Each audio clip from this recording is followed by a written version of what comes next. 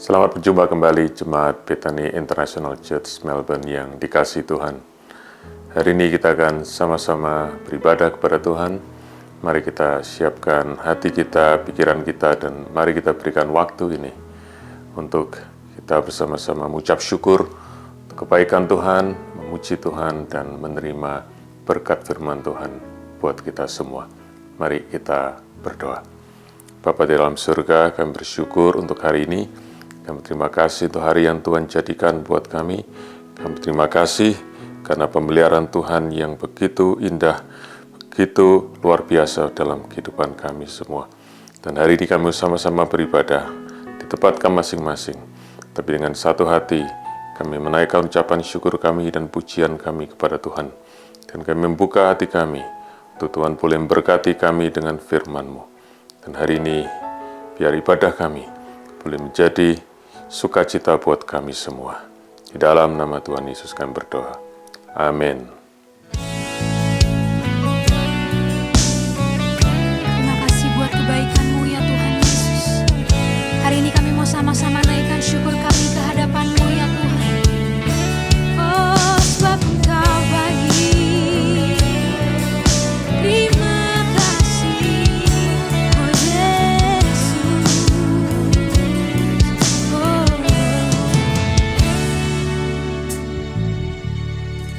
Banyak yang telah Kau lakukan, membuatku semakin mengagumi-Mu. Dengan kasih dan murah-Mu, hingga ku ada seperti ini. Ku bersyukur, tak dapat ku balas kebaikan-Mu. Ku bersyukur, ku memuji-Mu. Yesus, Kau ku sembah selamanya.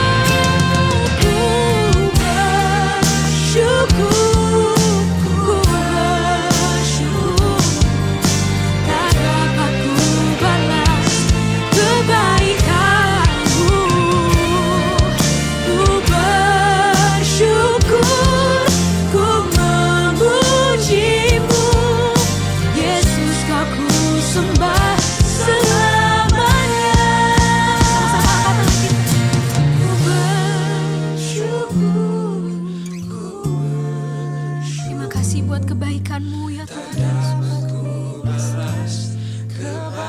Oh, ku bersyukur, ku memuji-Mu, Yesus Kau ku sembah selamanya. Yesus Kau ku sembah selamanya. Yesus Kau ku sembah selamanya.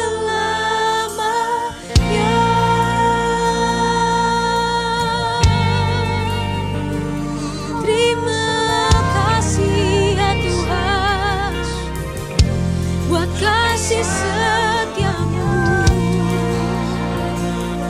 Sebab tidak ada Allah yang seperti Engkau ya Tuhan. Engkau Allah yang luar biasa, Engkau Allah yang setia ya Tuhan. Mari sama-sama berikan tepuk tangan buat Tuhan Yesus kita yang dahsyat saudara. Berikan sorak-sorai buat Tuhan Yesus kita. Haleluya. Mari berikan kemuliaan buat Tuhan Yesus. Haleluya. Sebab Dia kemenangan kita. Kita adalah umat yang lebih daripada pemenang. Amin saudara.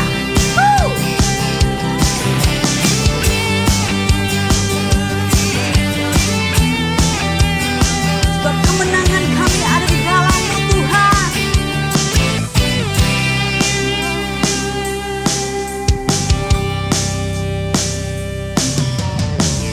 Lebih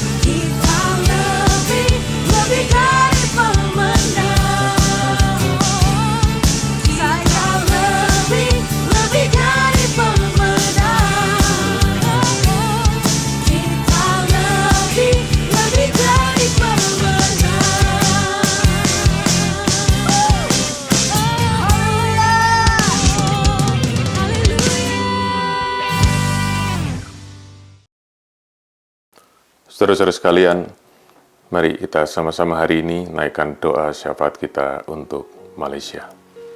Bapa di dalam surga, kami berdoa bersama-sama untuk Malaysia, negeri yang Tuhan ciptakan, negeri yang Tuhan pelihara, negeri yang Tuhan kasih.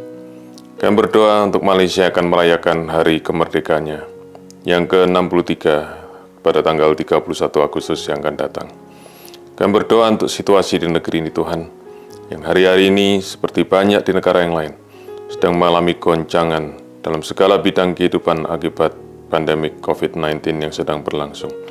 Kami berdoa untuk minta belas kasihan daripada Tuhan atas negeri Malaysia dengan 32,3 juta penduduk yang ada.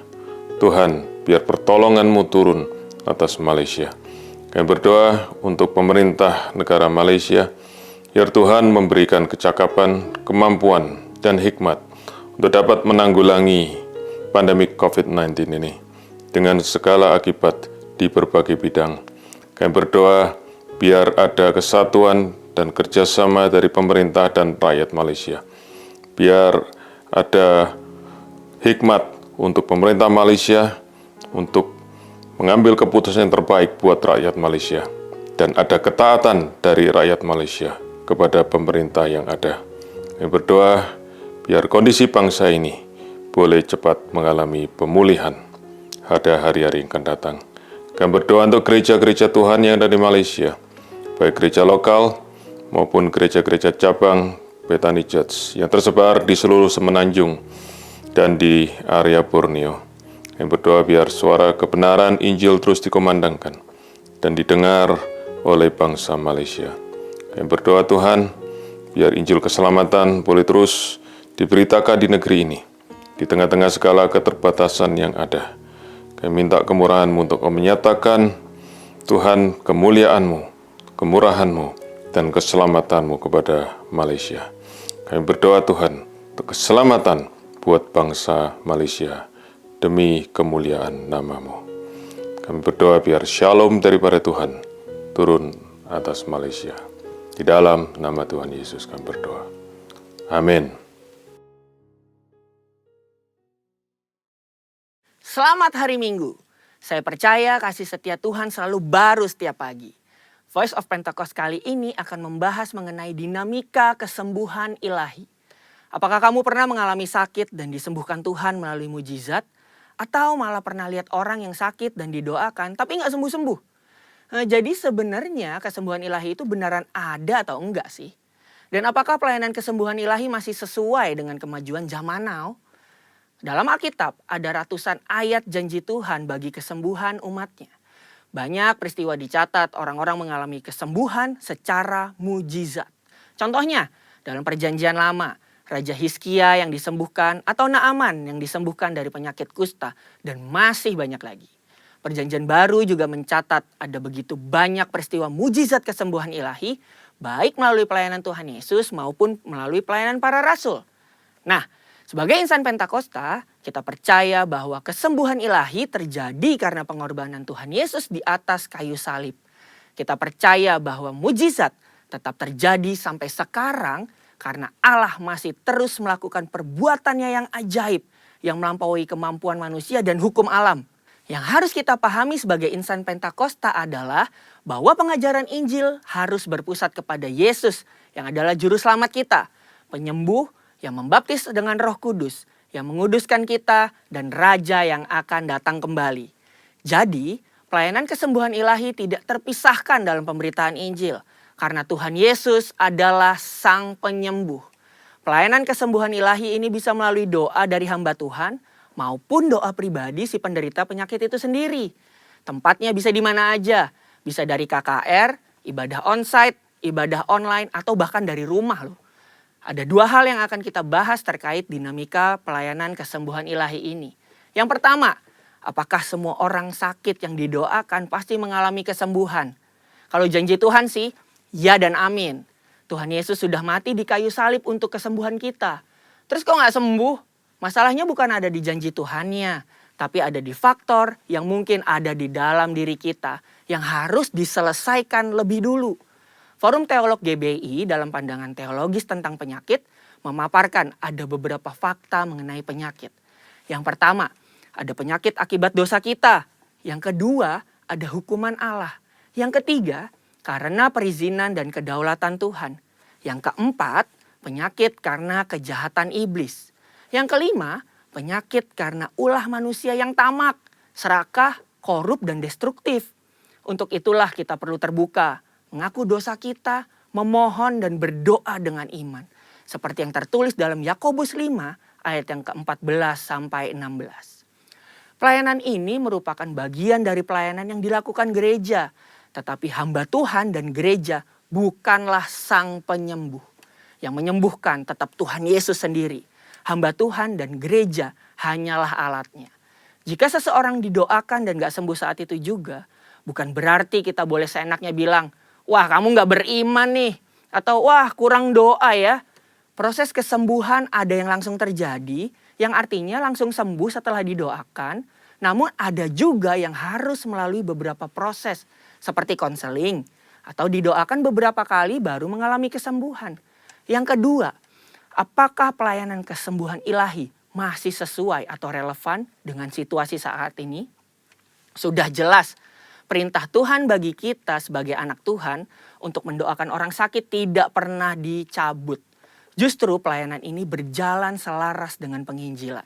Namun kenyataannya gak mungkin dong kita bikin acara di lapangan bola terus ngumpulin semua orang yang sakit. Atau datang seenaknya ke rumah sakit. Apalagi ke ruang isolasi penderita COVID. Dan mendoakan mereka secara langsung agar mereka mengalami kesembuhan. Kenapa gitu? Karena pemerintah sudah mengeluarkan protokol kesehatan yang begitu ketat. Jika kita melanggar peraturan ini maka kita sama aja lagi melawan pemerintah. Dalam catatan Christian Evangel, ada satu kejadian pada tahun 1918 sampai 1919, di mana pandemi flu Spanyol menjadi momok mengerikan bagi dunia. Ada sekitar 50 juta orang meninggal akibat pandemi ini. Tetapi yang menarik, insan Pentakosta pada saat itu mengikuti anjuran pemerintah untuk meniadakan pertemuan ibadah dan mengkarantina yang sakit. Mereka tetap tinggal di rumah dan berdoa. Tetapi mereka terus menyatakan bahwa Allah adalah tabib. Sama seperti yang kita lakukan sekarang ini nih. Luar biasanya dampaknya adalah banyak orang yang lahir baru dan disembuhkan dari sakit penyakit akibat pandemi tersebut. Kesaksian iman mereka kepada Allah dan doa membuat mereka mampu melewati krisis. Keterbatasan pelayanan karena social distancing bukan berarti pelayanan kesembuhan ilahi menjadi tidak relevan atau membuat kita tidak bisa melakukan pelayanan kesembuhan ilahi. Tuhan memberikan ide-ide kreatif melalui sarana yang ada di sekitar kita nih. Misalnya sosial media dan teknologi informasi. Seperti pada zaman rasul-rasul yang secara kreatif menggunakan media perantara dan diurapi Roh Kudus. Seperti sapu tangan atau kain yang pernah dipakai oleh Paulus menyembuhkan segala penyakit dan mengusir roh jahat saat diletakkan di atas orang-orang yang sakit. Jadi, pelayanan itu tidak terbatas dalam pertemuan fisik. Allah juga bisa bekerja melalui ibadah online, melalui panggilan telepon, video call, atau menggunakan media sosial. Berabad-abad yang lalu, pelayanan kesembuhan ilahi telah dilakukan oleh nabi-nabi di Perjanjian Lama, Tuhan Yesus, dan rasul-rasul di Perjanjian Baru. Tidak berhenti sampai di situ. Pelayanan kesembuhan ilahi juga masih relevan dengan zaman now. Secara khusus di tengah situasi yang sedang dunia hadapi saat ini, gereja harus terus memotivasi dan menggerakkan pengerja dan jemaat untuk melakukan pelayanan kesembuhan ilahi ini dengan mendoakan mereka yang sakit, bahkan dengan memanfaatkan teknologi dan media sosial di tengah keterbatasan akibat social distancing. Pelayanan kesembuhan ilahi merupakan karunia Roh Kudus yang diberikan kepada gerejanya. Oleh sebab itu, kesembuhan yang Tuhan berikan semuanya adalah untuk memuliakan namanya. Tuhan Yesus memberkati.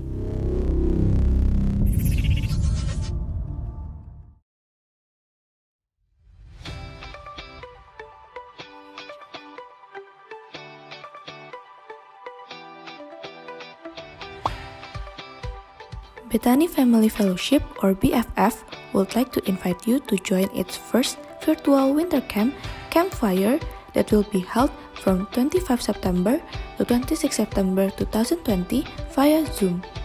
It is open to everyone who wants to join. The camp will be administered by Pastor Ruben Adri Abraham, Pastor Jacob Ezra, Pastor Johan Handoyo, Pastor Betty Handoyo, and Pastor Daniel Prajogo. Registration for the winter camp will start next week, so stay tuned.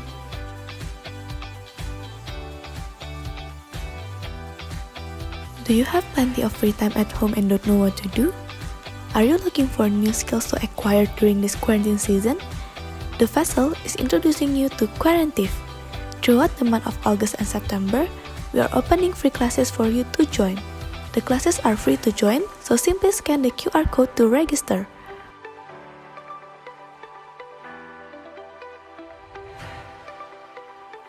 Our weekly bulletin is still running as usual with more testimonies and articles from our congregation. Simply scan the QR code to read the latest bulletin.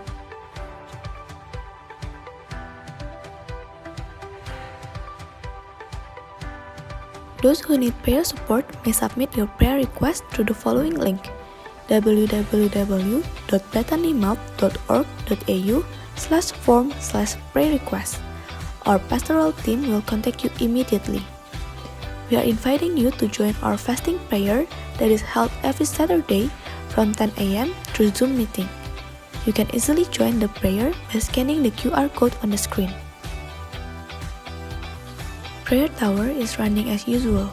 Please find the scheduled time on the screen and you can join the Prayer Tower by going to www.bethanymouth.org.au/zoom/prayer tower. For more information, please contact Dema. Offering and tithing can still be done through online transfer. If you want to make offering, please transfer it to this account on the screen.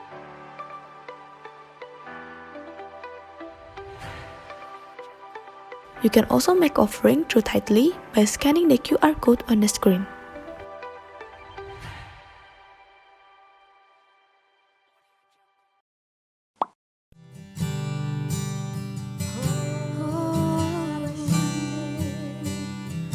Mari angkat tanganmu sama-sama katakan. Haleluya, haleluya, saya mencinta Yesus.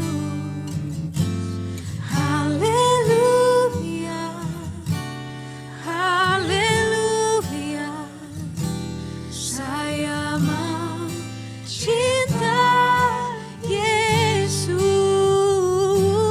Haleluya, haleluya, saya mencinta Yesus.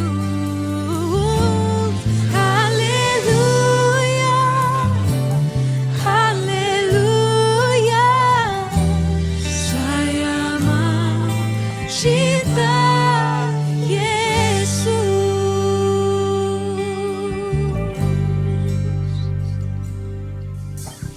Yang terutama di dalam hidup ini, meninggikan nama Yesus.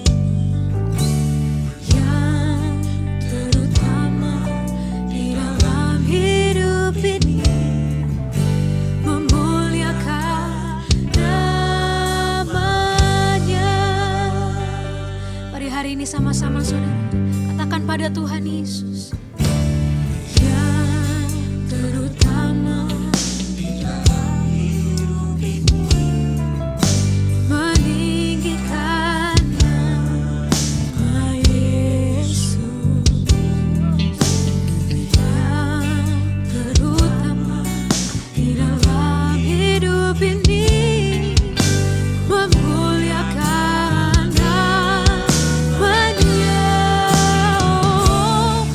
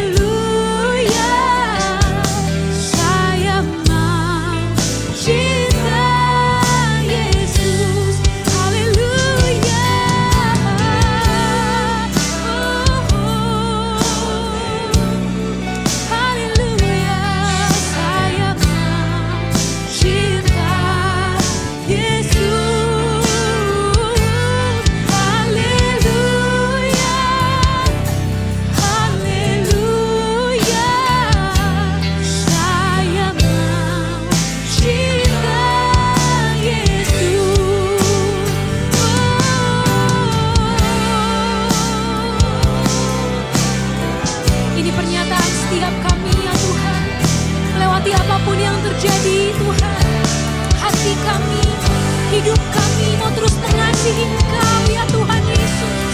Mari sama-sama terus sembah Dia saudara. Angkat hatimu, angkat suaramu. Oh mari sembah. Oh haleluya. Haleluya. Oh haleluya. Saya cinta Yesus. Haleluya. Haleluya. Saya cinta Yesus. Oh haleluya.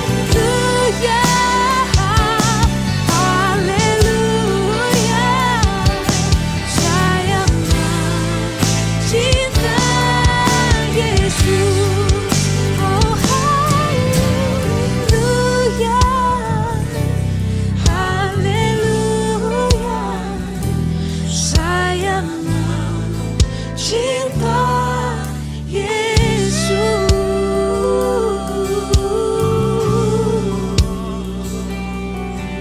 Bahwa kami lebih dalam Tuhan akan hadirat-Mu.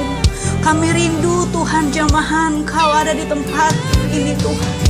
Kami rindu rasakan kasih-Mu lebih dalam lagi atas kehidupan kami. Dan kami hanya mau memberikan yang terbaik buat Engkau Tuhan. I sing praises to your name. Oh Lord, praises to your name. Oh Lord, for your name is great and greatly to be praised. I sing praises to your name. Oh Lord, praises to your name. Oh Lord, for your name is great and greatly to be praised. Ooh, I sing praises to your name. Oh Lord, praises to your name. Oh Lord, for your name is great, for your name is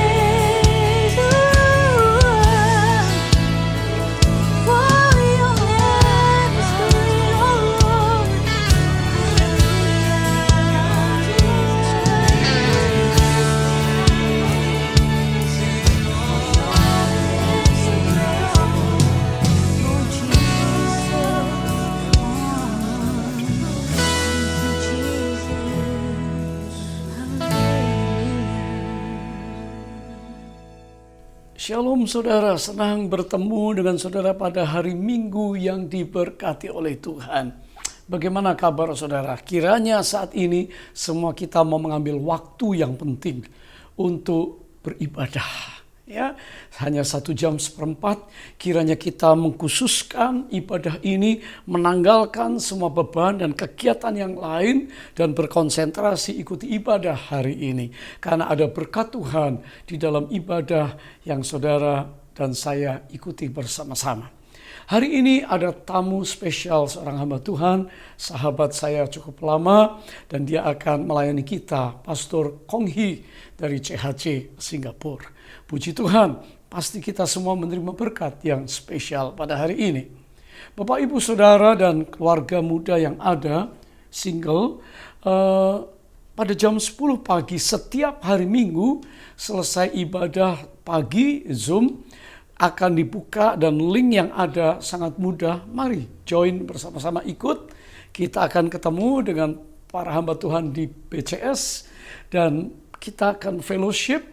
Kita akan bersama-sama berdoa dan tatap muka, temu kangen, dan saudara semua bahkan yang punya beban yang berat, yang rindu didoakan, yang sedang mengalami hal-hal yang tidak diinginkan, kita akan doakan saudara supaya ada kuasa Tuhan yang bekerja hari ini. Baik, sebelum kita dengarkan firman Tuhan, saya ajak kita berdoa sama-sama. Bapa Surgawi, terima kasih pada hari yang spesial kami buka hati kami untuk menerima firman Tuhan. Berkatilah umat-Mu sekarang yang lemah-lemah dikuatkan. Semua yang berbeban berat diberi kelegaan. Karena kami percaya hadirat Allah membebaskan yang lesu, yang letih, yang sakit, yang sedang galau. Tuhan pulihkan keadaan kami. Dan kami percaya ada berkat rohani dan itu akan menolong kami berjalan minggu demi minggu dengan Tuhan. Kami percaya kuasa-Mu tetap nyata di tengah-tengah kami. Di dalam nama Yesus, Engkau pulihkan, sembuhkan, berkati, dan urapi kami semuanya pada hari yang khusus ini. Haleluya.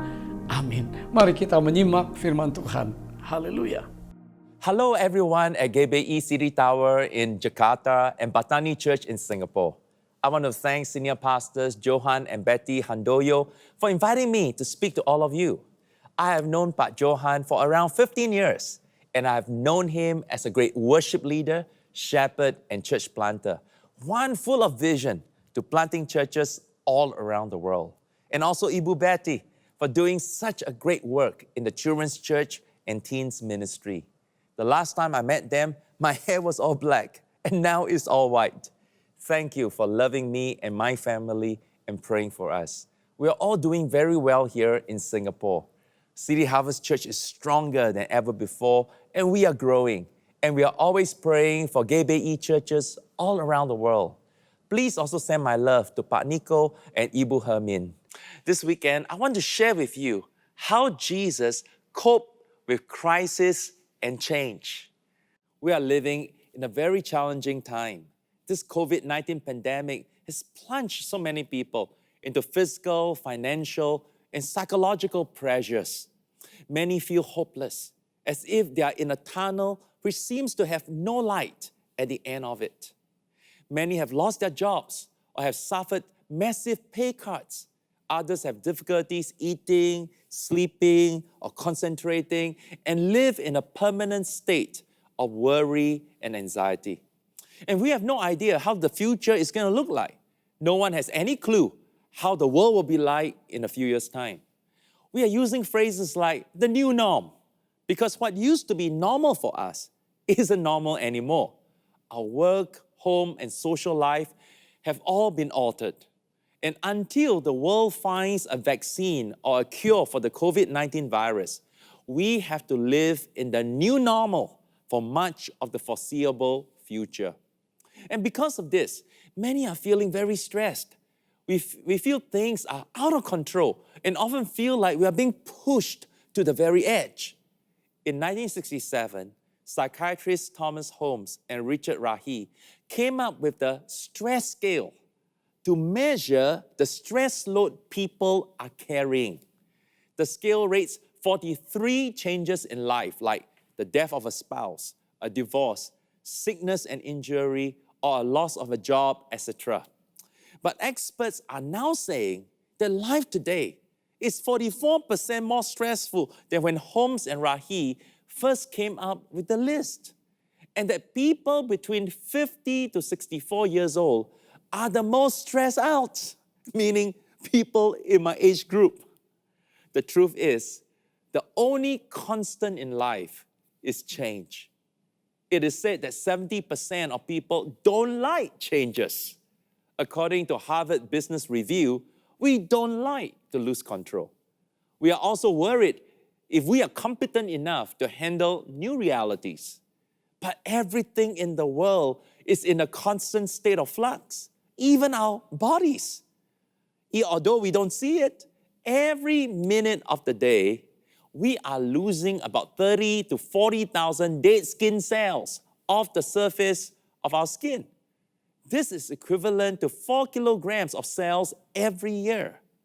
A study by Stanford University reveals our entire body renews itself with a new set of cells every 7 to 10 years. Imagine, every 7 to 10 years, we have a new temple of the Holy Spirit. There is a new you every 7 to 10 years.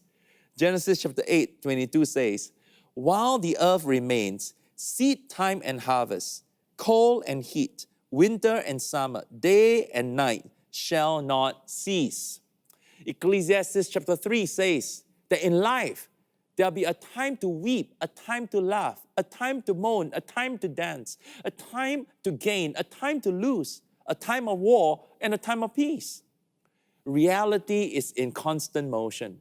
Life is always changing, evolving, progressing, and transitioning. What never changes is God and His promises. God is good all the time, and all the time, God is good. Jesus Christ is the same yesterday, today, and forever. Hebrews 13 and verse 8. Heaven and earth will pass away, but my words, Jesus says, will by no means pass away. Matthew 24 and verse 35. And because God is a good God, Genesis 50 verse 20 says, whatever the world and the devil meant for evil, God will turn it around for our good. Hallelujah. Romans 8:28 to 29 says, God will always work all things together for our eternal good, that we might become more and more like His Son, Jesus Christ. Now, when we look at Jesus' life and ministry, we can see why He was so successful. Jesus had 3 kinds of mastery. Number 1, mastery with self. Number 2, mastery with others. And number 3, mastery with change. In every chapter of the 4 Gospels, we find Jesus going through a crisis or a change, but He never lost His way or His values or His purpose. So as we focus on Christ-likeness, we must learn not only self-mastery, developing the fruit of the Spirit, or mastery with others, creating and cultivating good relationships. Number 3, we must also develop our mastery with change, our ability to cope and adapt and grow in the midst of a crisis or change. Many years ago, on our honeymoon, my wife's son and I, we went to New Zealand and we tried whitewater rafting. It is called whitewater because the froth of a very fast-flowing river gushing over the rocks underneath caused the water to appear white. The excitement in whitewater rafting is that we won't know which way the river is going to turn or where the submerged rocks are. But when we are tossed out of the boat and we wail, we have to make sure we swim and not sink. All experienced rafters, they know that they're going to be thrown out of the boat at some point. The difference between them and the rest of us is that they are prepared to be bounced out, recover quickly, and get back into the boat. They are experts at riding the waves of change, and so must we. And we can learn so much just by studying how Jesus handled crisis and change. First of all, take for example, when Jesus came into a different season of his life. And you can read that in Luke chapter 2. A different season of life. Now, there is stress whenever we transition into a different season of life. For example, when we have to start school or a new job, or when we have just gotten married, or become pregnant, or have just retired.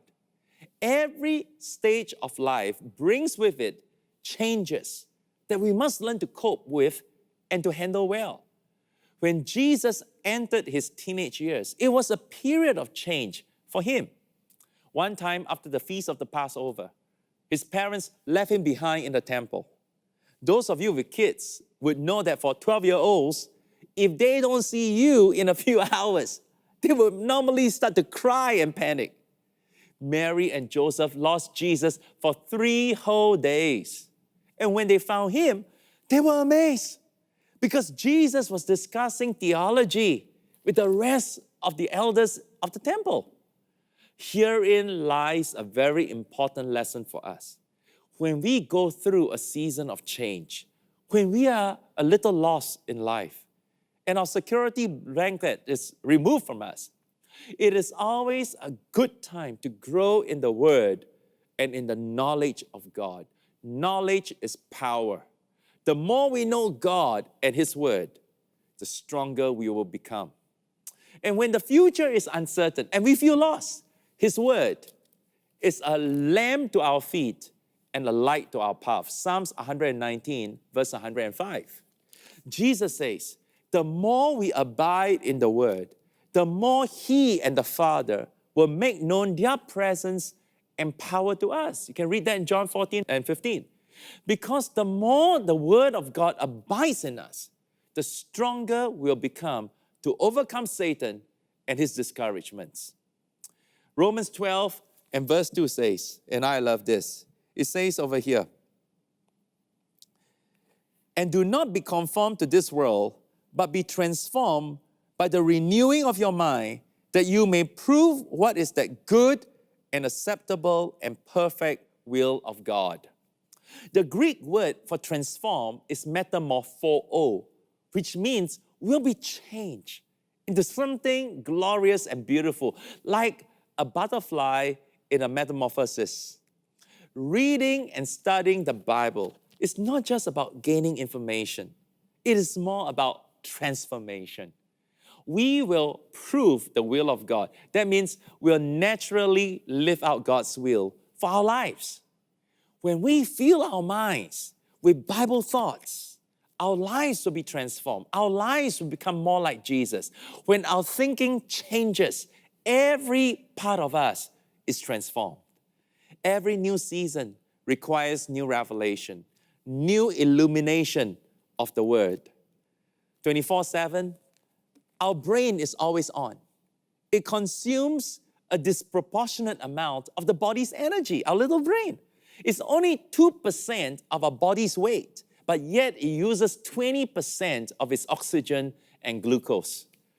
To use less energy, our brain likes to be on autopilot, to be in a habit mode, autopilot mode, so that we can do things without even thinking. But during seasons of change, our brain must not see things the same old way. But this is going to take some retraining on our part. In 2005, in the United States, many people died in the Hurricane Katrina. After analyzing the data, Time magazine reports that 3/4 of the dead were over 60 years old and half were over 75. So the old people died. When the warnings came for them to leave, they didn't take heed. Why? Because 36 years earlier, they had lived through Hurricane Camille. Well, if they've gone through that, they simply assume autopilot that they would make it again. But they didn't. In that sense, Hurricane Camille killed more people in 2005 than it did in 1969. The brains of many told them, this is the same as before. But it wasn't. It was way worse. The younger people who never had the Camille experience heeded the warnings and their brains were not on autopilot, and they were saved. When we are living in a season of change, we mustn't allow our mind to get stuck in the past. So as Jesus enters into a new season of his life, he gave himself fully to God and his word. And you read Luke chapter 2 and verse 52, it says, Jesus increased in wisdom and stature and in favor with God and man. He used the season of change to grow in his mental and physical strength, to enlarge his emotional and spiritual capacity. Seasons of change are oftentimes for us to take stock of our lives, reset our inner compasses, and work on our weaknesses to grow in our capacities to become stronger, better, and wiser. Now, every product must be tested before it becomes a commercial success, right? It is the same for us. We will be tested. God takes no pleasure in our sufferings or when we go through seasons of change. But he uses the stress to test. That's why it's called the stress test. He uses the stress to test our moral qualities and our spiritual stability. Not for his benefits, because God already knows us true and true, but for ours. We are tested for us ourselves to know just how strong we really are. But more importantly, to see the cracks and the fault lines in our character and morality so that we can focus on fixing it and grow into Jesus' likeness, to become more like Jesus. Proverbs 24 verse 10 says, if we faint in the day of adversity, then our strength is small, very small. Some days we win, but some days we learn. Notice what I say? We don't lose, we learn. We learn to be stronger, to be better, to be wiser. During this time, we must devote ourselves to the Word of God and grow, to be ready for the next season when it comes. How did Jesus handle crisis and change? Secondly, consider how he began his ministry. When Jesus was about 30 years old, it was another season of change for him. He was baptized at the Jordan River, and the Holy Spirit came upon him. And God the Father audibly and publicly endorsed him. Possibly this was the first time since Jesus took the form of man that he heard the audible voice of God. All this while, he was just a carpenter from a little town called Nazareth. Now, he had a total change of his vocation to be a traveling itinerant rabbi. Everything in his life is going to change. His work, his colleagues, his friends, the place he lived, his source of income, everything was going to change. To prepare for this, Jesus needed time alone to reflect on who he was, on his life, and the purpose that God has for him on earth. Luke chapter 4 and verse 1 says, then Jesus, filled with the Holy Spirit, returned from the Jordan and was led by the Spirit into the wilderness, being tempted for 40 days by the devil. He needed a time of solitude, to be alone with his heavenly Father, to pray, to meditate on the scripture, to commune with the Holy Spirit. This is what it means to seek the mind of God, to do all our reflecting, our thinking, and clarifying of our goal and purpose in the presence of God. This was a very important time for Jesus Christ, doing all his thinking in the presence of his heavenly Father. You know, when it comes to our life, we mustn't just brainstorm with our friends or discuss with our family. We must take the time not to be so busy, not to run around helter-skelter, being so busy all the time, but to be in solitude, to think alone in God's presence, allowing our thoughts, our ideas to be filtered through his word and spirit. And you will be so amazed, I guarantee you, how much God will speak to you as you do your thinking alone in His presence. I can never overemphasize just how vital this is for our lives. Don't just plan by the seats of your pants. You know, in English, we like to use this phrase, don't go by the seat of your pants. It means don't just go by your own experience or trust your own judgment. Don't be overwhelmed by momentum and let momentum push you along. I can tell you from my personal experience, this is where many mistakes will be made. Notice that in the wilderness, Father God allowed Jesus to be tempted by Satan. Why? So that His values could be clarified. So that Jesus Himself will be clear on how He was going to live His life. When you go through a season of change, your values will be tested. Satan challenged Jesus to live by pride, by human passions and ambitions, by the desires of this fallen world. If you bow down to me, everything in the world can be yours. Right there and then, Jesus decided that His life would be a life of self-denial. He would not give in to the demands of His body, His ego, or the world.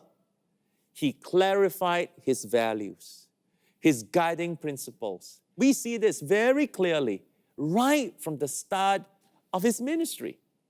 He would not cause unnecessary strife between His disciples and others, like, for example, John the Baptist. So when Jesus started attracting more crowds than John did, and there was tension among their followers, He decided to go back to Galilee. Why? Because A, He didn't want the strife. And B, He was clear that baptism was not the focus of His ministry. Do you know from that point, He made a decision. Jesus never had baptism service ever again. He didn't want the strife.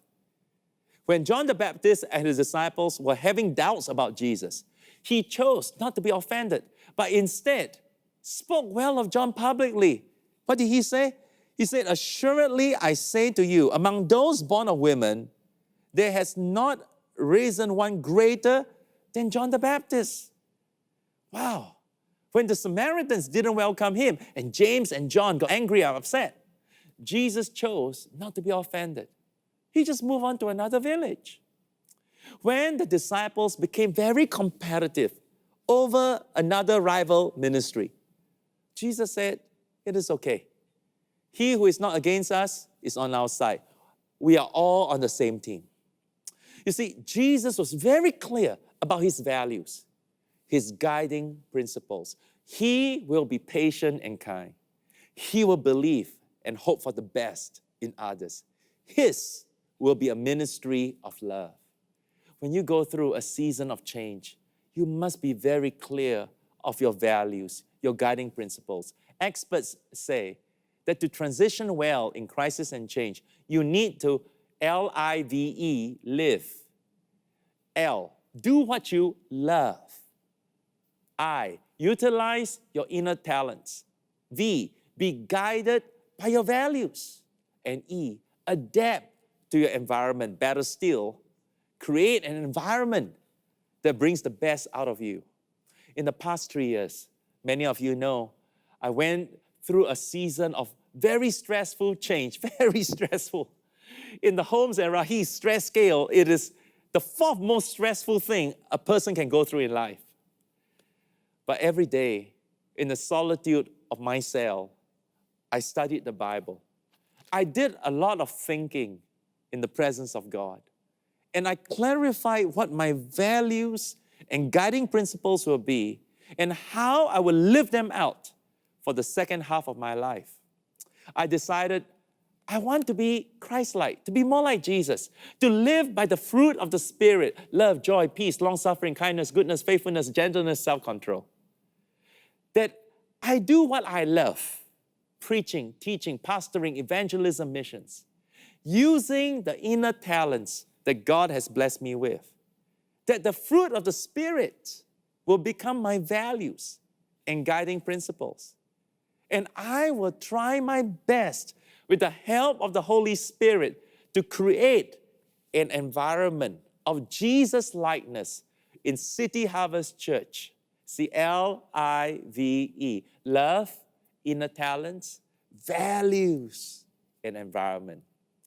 In a time of change, we must be very clear on what God wants us to do. Because how we live is how we're going to enter. How we end this season will determine if we will excel in the next. Don't compromise on your values and principles. Rather, learn from Jesus Christ. You can only do that by spending time with God in solitude, doing all your thinking, doing all your planning and clarifying in His presence. Times of solitude will set the tone for your season of change. How did Jesus handle crisis? Thirdly, just consider how He faced opposition. By the end of His first year of ministry, the momentum behind all that Jesus was doing was intensifying. The crowds was growing by the tens of thousands, but He was beginning to face opposition. The honeymoon period of Jesus Christ and His ministry was over. And some were openly challenging His authority and His holiness. He had to move His ministry base to Capernaum because He was openly despised in Nazareth, His hometown. Even then, religious leaders were scrutinizing His teachings, every word He said, every decision He made, every action He took. They were unhappy that He forgave the sin of the paralytic man and also healed him. They were unhappy that He accepted Matthew as a disciple and was eating with other tax collectors and sinners. They were unhappy that His disciples didn't fast twice a week on Mondays and Thursdays, and that they have plucked corns to eat on the Sabbath. By the second year, things really came to a head.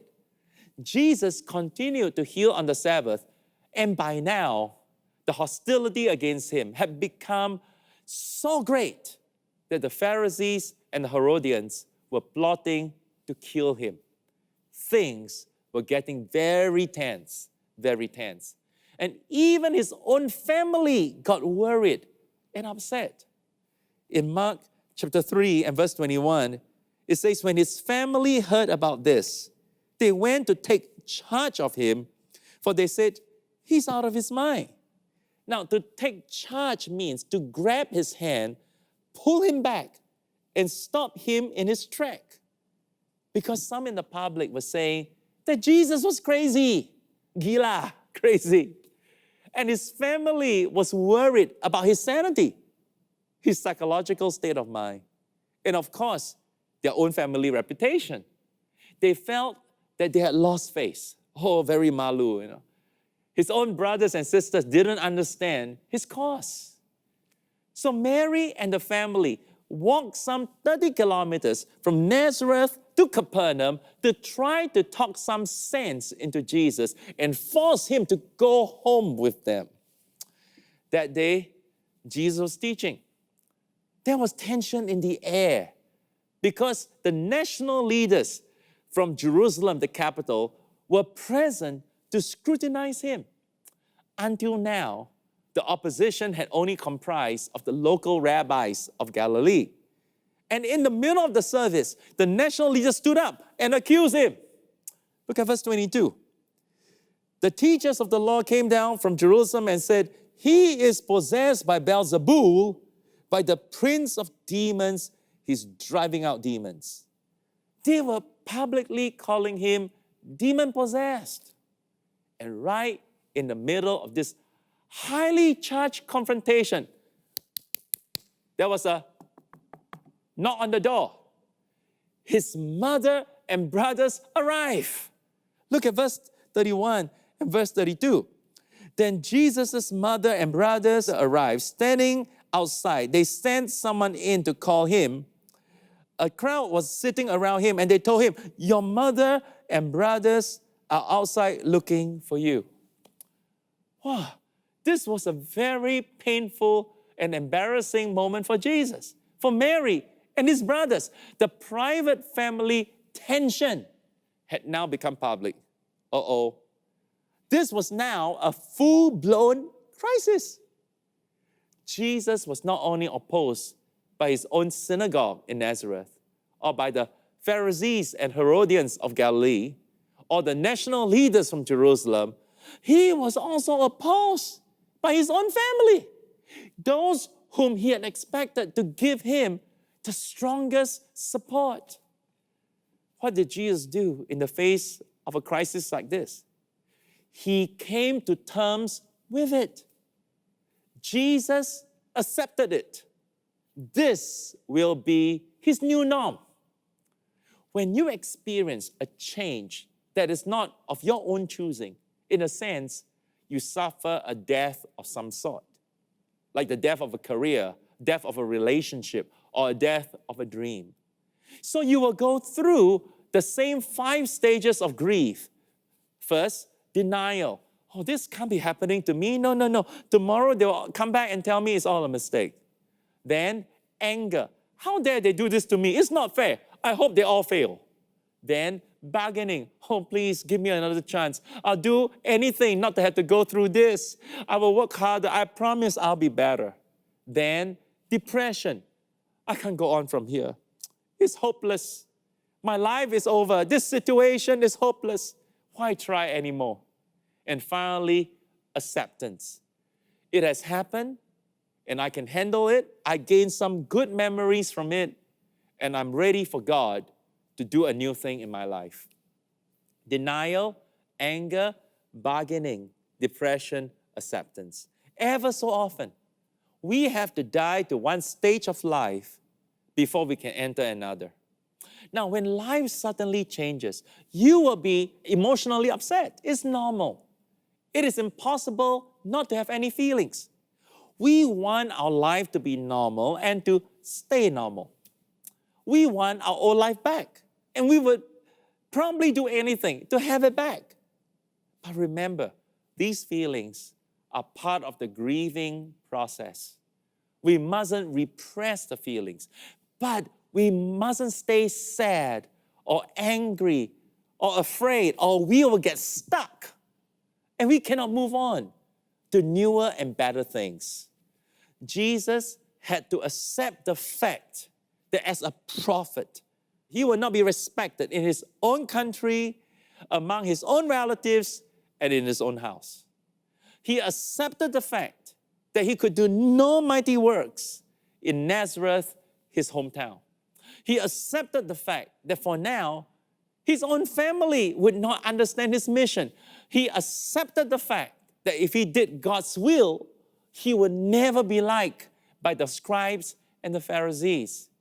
I'm sure Jesus poured his heart out and grieved in the presence of his heavenly Father. But he didn't allow himself to get emotionally stuck in a cycle of denial, anger, bargaining, and depression. He learned to accept the reality that Isaiah 53 verse 3 says that he is despised and rejected by man, a man of sorrows and acquainted with grief. He accepted that this is my life. This is my new normal. And he asked God for wisdom to have a new path to walk on, to maximize his remaining time and purpose on earth. Part of having mastery over change is to learn to accept it. And don't become fearful. Change is not your enemy. Your enemy is fear. Jesus refused to be afraid. Don't be takut. Don't be afraid.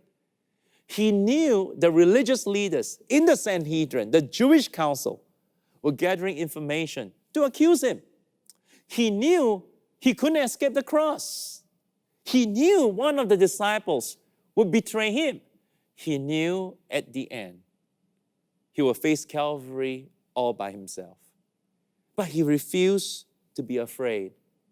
He explored different possibilities and he took positive action. What did Jesus do? He expanded his options.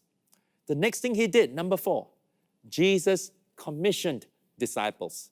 He knew his time on earth was running out, so he quickly put a succession plan in place. He needed people he could trust to continue the gospel work when he was no longer around. So he appointed 12 to be his disciples and personally taught and trained them.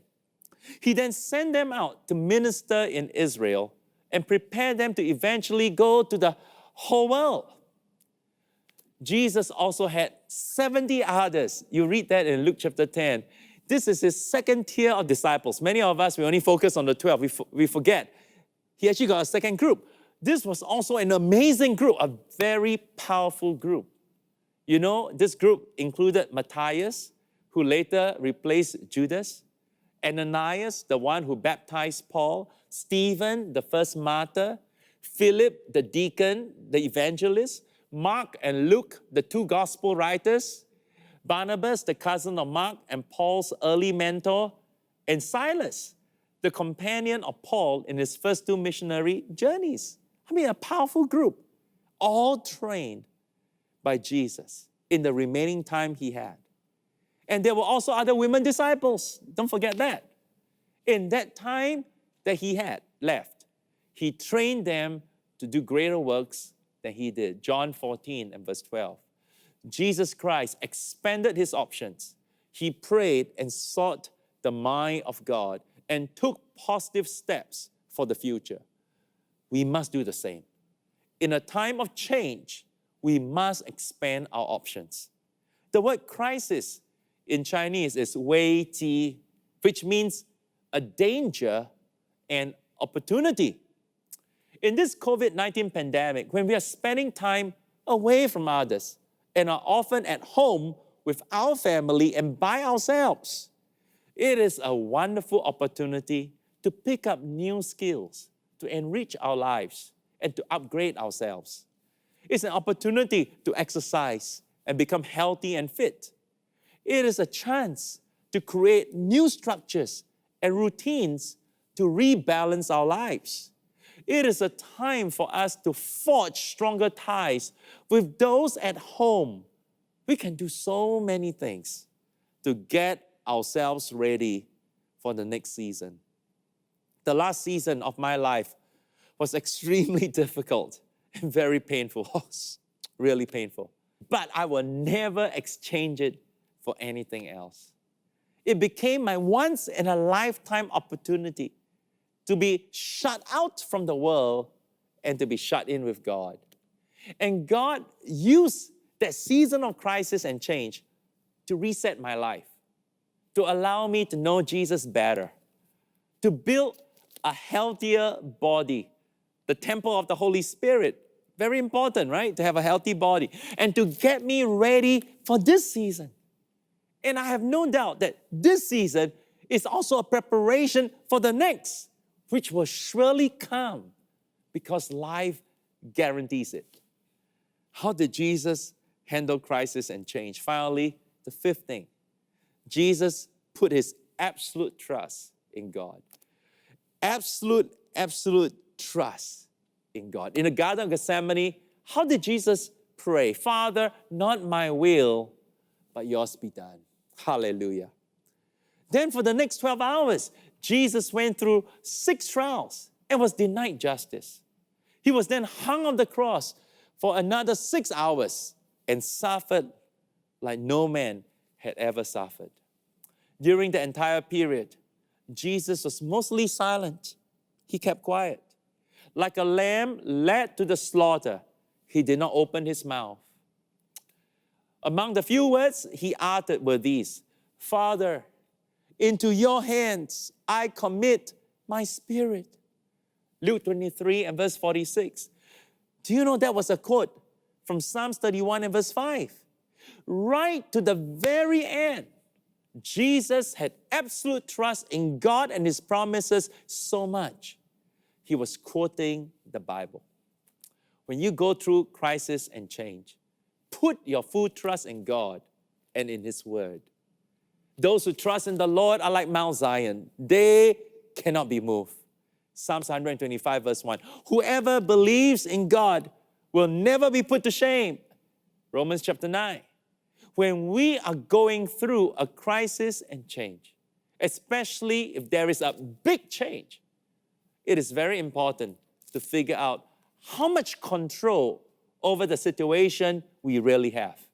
For example, in this COVID-19 pandemic, we cannot control when the vaccine or cure will be discovered.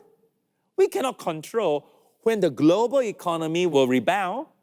We cannot control when this new norm will come to an end, or if it will ever end. Worrying, worry over what we cannot control will only stress us out even more. And clearly, we have the advantage over everyone else. Why? Because God is on our side. We must learn to let go and let God. Whatever Jesus could control, he had done it as well as he could. I love what the Bible says.